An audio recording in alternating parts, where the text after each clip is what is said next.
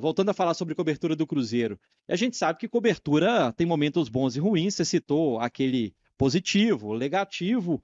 Cara, e tem momentos mais tensos em coberturas. Tem. Já teve alguma treta? Já se estranhou com o jogador? Ou o jogador ficou Bolado. bolado com alguma pergunta sua, com o técnico? Já rolou alguma coisa nesse sentido? Você se lembra assim? Agora nessa fase, você diz? Não. Qualquer situação que você tenha presenciado ou passado por isso. Ou presenciado, talvez. É engraçado que pergunta que deixa bolado. Deixa eu ver assim. Eu, tá- eu lembrei de uma aqui. Eu tinha. Foi 2011. Eu tinha ali assumido a cobertura do Cruzeiro na Rádio Globo. O técnico era Celso Roth, grande Roth. Bravo, Celso Roth era Bravo, bravo. bravo. E aí, engraçado que depois eu fui fazer um podcast na Itatiaia, que nem tem mais, chama Fala Pance. A gente, né, nem continuou o projeto. Uhum, E eu fui entrevistar o Celso e foi uma entrevista maravilhosa. Foi uma entrevista muito legal mesmo. uhum. Mas eu lembro que ele me deu uma rachada, velho, que eu nunca mais vou esquecer na minha vida e me serviu para eu ficar mais atento. Repórter novo, distraído. Fiz uma pergunta muito, muito fraca para ele. Uhum. Eu admito que a pergunta foi assim, tipo, como é que vai ser a preparação? Tipo assim, eu acho que no outro dia o Cruzeiro ia viajar com muito treino. Ele respondeu, mas com muito treino, com muitas. E tipo assim, não Mas acredito que você me perguntou isso. Mas foi uma o rachadinha. nervosismo, talvez, né? Do Acho início de que foi carreira, né, nervosismo velho? de início de carreira. Fiz uma pergunta, né, que é trefe, lógico, a resposta não tinha que ser boa. Mas eu lembro de eu falei, gente, e aí e acho que foi bom para ficar mais atento às perguntas Uhum. e estar mais atento ao ambiente. Aconteceu isso, mano. Ele ficou bolado, ele ficou bravo, velho. Aí acabou a entrevista, ele fez assim, tipo, pô, não acredito, não é possível que você falou isso.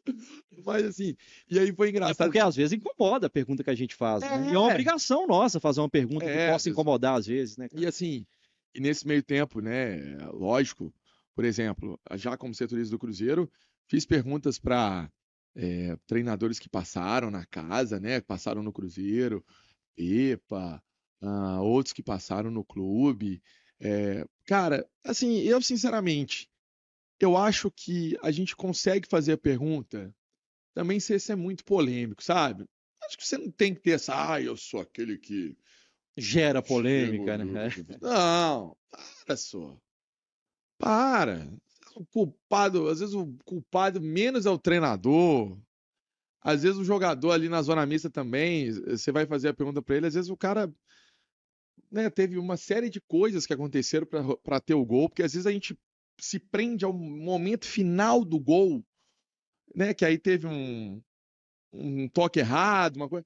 Mas vai ver lá na frente o que estava acontecendo, a confusão que foi lá na frente. Então, assim, eu tento, eu prefiro ser mais justo, assim, Uhum. nas coisas para perguntar, entendeu?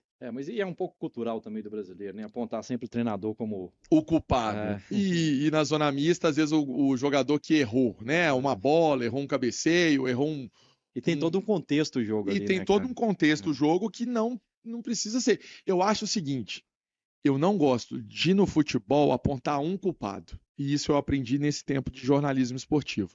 No jogo em si, nunca se tem um culpado. Fazer isso é pesado demais para isso que nós acabamos de falar, para a saúde mental do atleta e para outras coisas. Isso é muito pesado. Você culpar o único cara que perdeu um gol, que errou uma defesa, que errou alguma coisa. Não, tem muita coisa que passa em 90 e tantos minutos de jogo. E foi um tema muito colocado na Olimpíada. Em Paris, cara, Mayra Guiar chorou na zona mista, um monte de gente teve ali alguns erros, né, do nosso time Brasil.